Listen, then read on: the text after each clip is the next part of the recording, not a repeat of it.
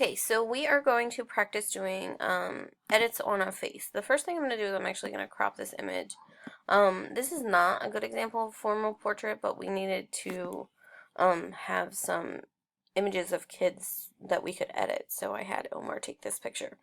I'm going to show you a couple different tools today. The first tool that I'm going to show you is the patch tool. It's about a third of the way down.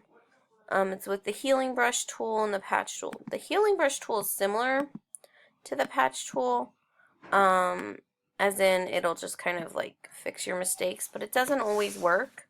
I personally like the patch tool a little bit better because it's a little bit more accurate.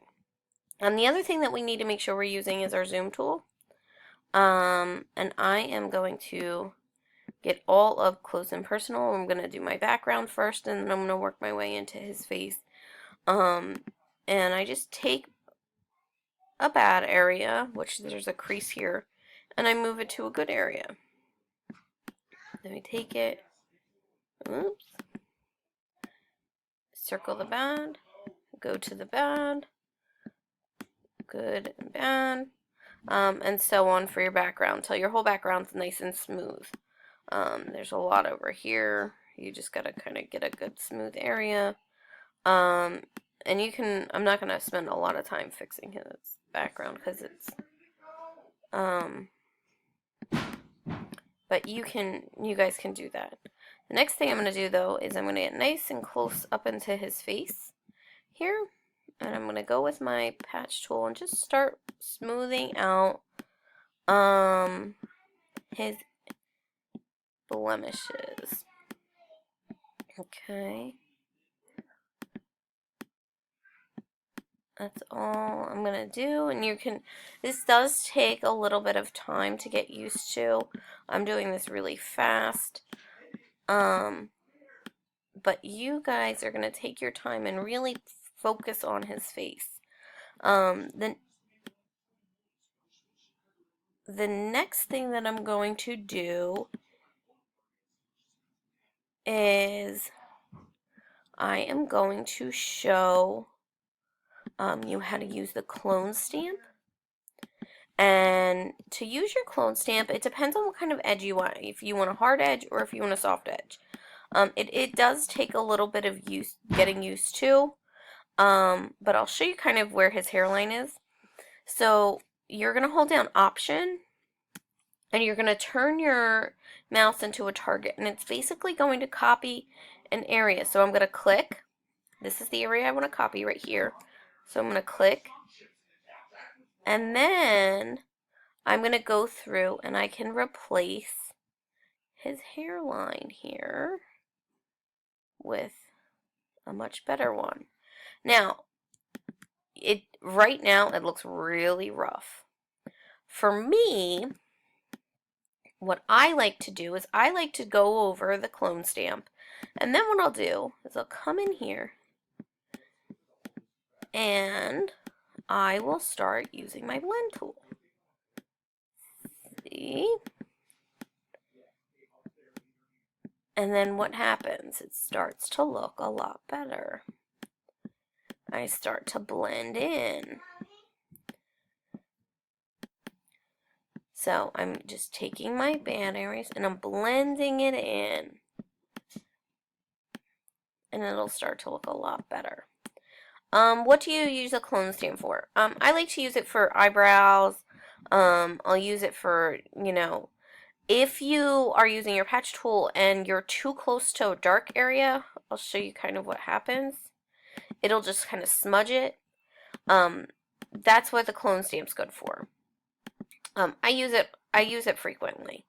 This does take a significant amount of time, but I'll tell you right now, you can actually get it so he doesn't have any shine on his forehead.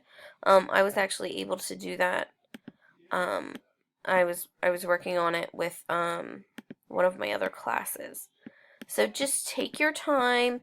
You can come in here. I'm coming in here with my patch tool, and I'm going to go to a softer brush, and then I'll take my good area and just sort of start working my way up, and I keep going. And if you notice, you see that little cross, that's kind of where I'm copying. So I'm going to take my time and then come back in here with my blend tool and just keep going. I'm using a touchpad mouse, so for some reason it's just giving me a hard time this evening. So just keep working and keep blending, and you can really take your time and get rid of like some of that shine on his forehead, and it'll look really good. The other thing that I wanted to show you with this image, you can see I actually totally didn't blend that in, which is going to bother me, which it probably shouldn't, but because I'm telling you guys to take your time. I don't want to take too much of your time, so I know you guys can actually do this after I've been explained it to you. So it does just, like I said, takes time to kind of get it together and blend. And then you guys can keep going. But the next part that I did want to show you is this part right here, and I want to show you how to get rid of it. So the first thing I'm going to do is I'm going to take my clone stamp, and I am going to get rid of this wire. And I'm actually going to get rid of almost all of it. And then, like I said, come back in with your patch tool, because just so it looks like it'll really blend and there was no spot there. Okay. Now, how do you get rid of this and how do you fix this?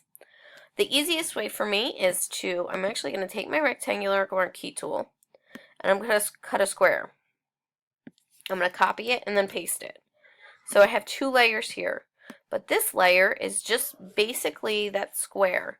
I'm actually going to turn it and kind of make it go where I think it needs to go, right?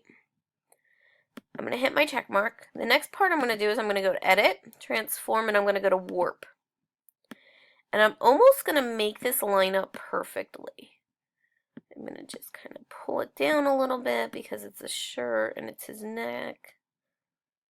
There we go. That actually doesn't look half bad. I can even nudge it a little bit. Okay. The next thing I'm going to do is I'm going to take my eraser and I'm actually going to get rid of this extra neck. So we don't really need it. I do want it to be a hard edge though, because I can see it softening. I don't like that. So, nice hard edge. And I can get rid of some of this extra shirt down here too. Now, all I basically need to do at this point is to blend. And that is an easy part. But in order to start blending, I need to merge my layers because I can only blend anything on layer 1. And that's just this tiny little square here. So I'm going to hit Command and E, and that's just going to merge my 2 layers. So now I can actually take my patch tool and come in here and blend this so it looks seamless. Does it have to be perfect? No. Yeah, do you see how it kind of took that light part? Then what I'll do is I'll come back with my clone stamp. I'll copy this area and just go right there so you can't even tell. And it's still starting to get that light area for some reason. That's because I have a soft brush. I want a nice hard edge. There we go. And then what I'll do is I'll go blend again. And when I zoom out at this point, zoom out, it looks like his shirt is perfectly fine. Like I said, take your time. You can go ahead and come in here with your, clone stamp, clean up his edges a little bit, get rid of some of this. And continue working on the rest of his face. You guys will be able to kind of go in and go to image adjustments and play with any of the colors or anything that you might need to do. But overall, that's basically how you can make it work. If you guys have any questions, please let me know. You guys are required to edit the one image of Omar, that's your practice picture-in-picture, or your practice facial edit, and then you'll pull one of your personal formal portraits that you took of your friends, and you're going to edit that image. you're going to put both images, your original and your edit, in your Dropbox. One should be named original, one should be named facial edit. So you guys can go ahead and have a good night. If you have any questions, let me know. Good luck.